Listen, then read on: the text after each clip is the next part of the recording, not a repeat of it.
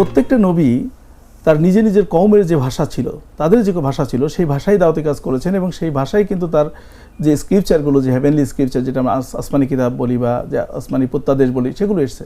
ঠিক সেভাবে আমরা যদি কোরআনের দিকে তাকাই, আল্লাহ সুবহানাহু ওয়া তাআলা এই কোরআনের ব্যাপারে বলছেন এভাবে, বিসমিল্লাহির রহমানির রহিম, ইন্না জাআলনাহু কুরআনান আরাবিয়্যান লাআল্লাকুম তাকিলুন। কোরআনকে আরবি হিসাবে প্রেরণ করেছি যাতে তোমরা কি করতে, আকল, অনুধাবন করতে পারো, বুঝতে পারো। তো আমরা জানি যে রাসূলুল্লাহ সাল্লাল্লাহু আলাইহি ওয়াসাল্লাম আরবের মাঝে তিনি এসেছিলেন এবং তার যে এরিয়া ছিল সব আরবি ভাষাভাষী ছিল, সেখানে কোরআনকে নাজিল করা হয়েছে কিন্তু ওই ভাষাতে।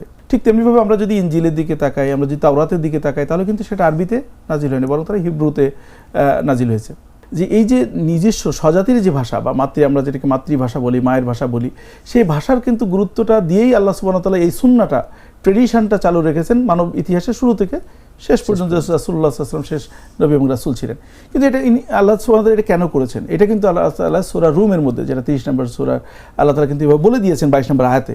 আল্লাহ বলছেন এভাবে, বিসমিল্লাহির রহমানির রহিম, ওয়া ফি খালকিস সামাওয়াতি ওয়াল আরদ ওয়া ইখতিলাফু আলসিনাতিকুম ওয়া আলওয়ানিকুম ওয়া ফি যালিকা লাআয়াতুল লিল আলামিন। তিনটা বিষয় এখানে বলছেন, যে এই যে বৈচিত্র্যতা আসমান এবং জমিনের মধ্যে, এই যে রং, এই যে ভাষা, এই যে ভিন্নতা, এই ভিন্নতার মধ্যে কি আছে, যে বিশ্ববাসীর জন্য আয়াতুল লিল আলামিন, বিশ্ববাসীর জন্য এর মধ্যে নিদর্শন আছে। তাহলে নিশ্চয়ই এই যে আমাদের ভাষার ভিন্নতা, এই যে আমাদের রঙের ভিন্নতা, এগুলোর বৈচিত্র্যতার মধ্যে এমন কিছু শিক্ষা আছে যে শিক্ষাগুলো আমাদেরকে সত্য সঠিক পথে পরিচালিত হতে সহযোগিতা করবে। ঠিক তেমনিভাবে আমরা যদি চিন্তা করি যে আমরা আরবি ভাষাভাষী না, তাহলে আমাদের ভাষা বাংলা ভাষা, এটা গুরুত্ব কতটুকু?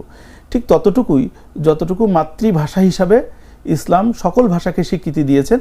অন্য নবীদের নবীরা যেসব ভাষায় আসছেন তাদের সেই ভাষায় দাওয়াতি কার্যক্রম করার অনুমতি দেওয়া এবং সেভাবে তাদেরকে স্ক্রিপ্টগুলো দেওয়া ঠিক যেমন মর্যাদা, আমাদের জন্য আমাদের ভাষায় ঠিক ততটাই মর্যাদাবান। তাহলে আরবি ভাষাটাকে আমরা কীভাবে দেখব? দেখেন যে আল্লাহ রাসূল সাল্লাল্লাহু আলাইহি ওয়াসাল্লাম বলেছেন যে তুহিব্বুল লুগা আল আরাবিয়া, তোমরা আরবি ভাষাকে ভালোবাসো। কারণ হলো যে এই ভাষাটা কিন্তু কোরআনের ভাষা, এই ভাষাটা আমার ভাষা, আর জান্নাতীদের ভাষা হবে কিন্তু আরবি ভাষা। তাহলে দেখেন যে আমরা যারা মুসলিম বা মুমিন হিসেবে নিজেদেরকে দাবি করি, ইসলামের অনুসারী হিসেবে দাবি করি, আমাদের ইসলামটা কোথা থেকে এসছে? এই যে আমরা রমজান মাসে আলোচনা করছি, এই আমরা ইসলামটাকে পেয়েছি রাসূলের মধ্য দিয়ে, রাসূল আমাদেরকে শিখিয়েছেন কোরআনের মধ্য দিয়ে। এই কোরআন নাজিলের ব্যাপারে আল্লাহ সুবহানাহু ওয়া তাআলা এভাবে বলছেন কোরআনে, বিসমিল্লাহির রহমানির রহিম, শাহরুর রমাদানাল্লাযী উনজিলা ফীহিল কুরআন হুদাল লিন-নাস ইলা আখির আয়াত।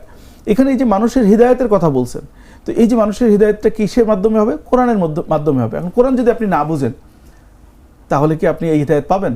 পাবেন না। তাহলে আপনাকে কোরআন বুঝতে গেলে আরবি পড়তে হবে। সুতরাং আপনার মাতৃভাষা হিসাবে অবশ্যই এটা মর্যাদাবান ভাষা, প্রত্যেকের মাতৃভাষা তার কাছে মর্যাদাবান, এবং ইসলাম কিন্তু এই মর্যাদাকে স্বীকৃতি দিয়েছেন। আর একজন মুসলিম হিসাবে আমাদের জন্য আরবি ভাষাটাও শেখা জরুরি, কারণ তা না শিখলে আমরা কোরআন বুঝতে অপারগ হয়ে উঠব। এবং আমি দেখেছি যে অনেক জায়গায় মুসলিমরা কিন্তু তাদের সেকেন্ড ল্যাঙ্গুয়েজ হিসাবে আরবিটাকে প্রাধান্য দেন। এমনকি কিছু জায়গা আছে যেটা খুবই আশ্চর্য, যেমন আমি নাইজেরিয়াতে গেছি, ওখানে দেখছি যে ওরা তো ওদের নিজস্ব নাইজেরিয়ার ভাষা যেটা আছে সেটা তো পড়ে, কিন্তু মুসলিমরা বিশেষ করে এরপরেই সেকেন্ড অপশন হিসেবে আরবিটাকে তারা গুরুত্ব দেয়। খুব কাছে থাইল্যান্ডে যখন গিয়েছি, তো থাইল্যান্ডে যাওয়ার পরে দেখলাম যে ওরা মুসলিম কমিউনিটিতে প্রথমেই তারা তাদের থাই ল্যাঙ্গুয়েজটা শিখে, দ্বিতীয়টা কিন্তু মুসলিমরা অ্যারাবিকটাকে শিখে এবং তারা আরবিতে খুব ভালো পারে। তো এই যে আসলে একজন মুসলিম হিসাবে কিন্তু এটা উচিত যে তার নিজের ভাষাটা আগে শেখা এবং তার ধর্মীয় ভাষাটা শেখা, এবং অন্যান্য ভাষা যেগুলো মানুষের প্রয়োজন সেগুলোকে শেখা, এবং অন্যান্য ভাষাকেও কিন্তু রেসপেক্ট করা। আমি যেমন আমার ভাষাকে রেসপেক্ট করি, আমি অন্যদের ভাষাকেও রেসপেক্ট করি। যেমন আমাদের বাংলাদেশে কিন্তু মাতৃভাষা শুধু বাংলা না, বাংলার বাইরে কিন্তু আর অনেকগুলো ভাষা আছে। তাদের জন্য তাদের মাতৃভাষাটা যেমন রেসপেক্টেড, ঠিক আমাদের জন্য কিন্তু ততটাই রেসপেক্ট করা উচিত। সুতরাং কাউকে হেয় প্রতিপন্ন না করে এই সম্মান সবার জন্য অব্যাহত রাখা আমাদের জন্য জরুরি।